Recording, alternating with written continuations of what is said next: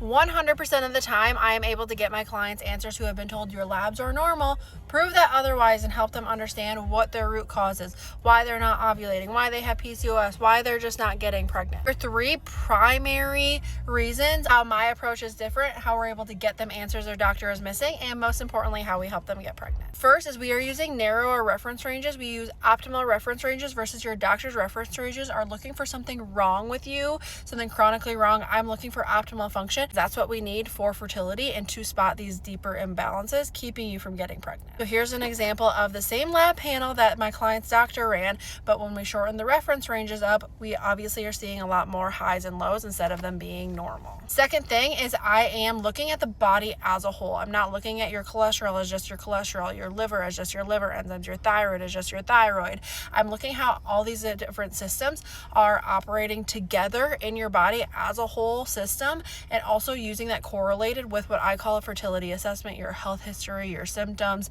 and these other pieces of your day-to-day that tell just as much of the story as your lab. Labs are just such a small piece of the puzzle, and again, is looking at the giant fertility puzzle. Each lab marker is just a piece of that puzzle, and we have to look at all of the data to understand what actually is keeping you from getting pregnant. Just as an example, in your labs, we could be seeing poor thyroid function and inflammation, but when we look at the whole puzzle, it could actually be a toxin problem, a digestion problem, a nutrient deficiency problem. And third thing is we run functional labs when needed. We are running things like gut testing and toxin testing, which is going to give us more data of like the gut microbiome as a whole, how our body's digesting food, bacterial imbalances, pathogens, infections, inflammation in the gut, etc., and toxins that we may be exposed to. These are things that can go on under the surface that we usually see clues of in blood labs, but then we can dig deeper and get more data if necessary with these more functional labs is what they're called. These are the three ways that I'm able to get my clients answers and prove normal labs wrong very quickly.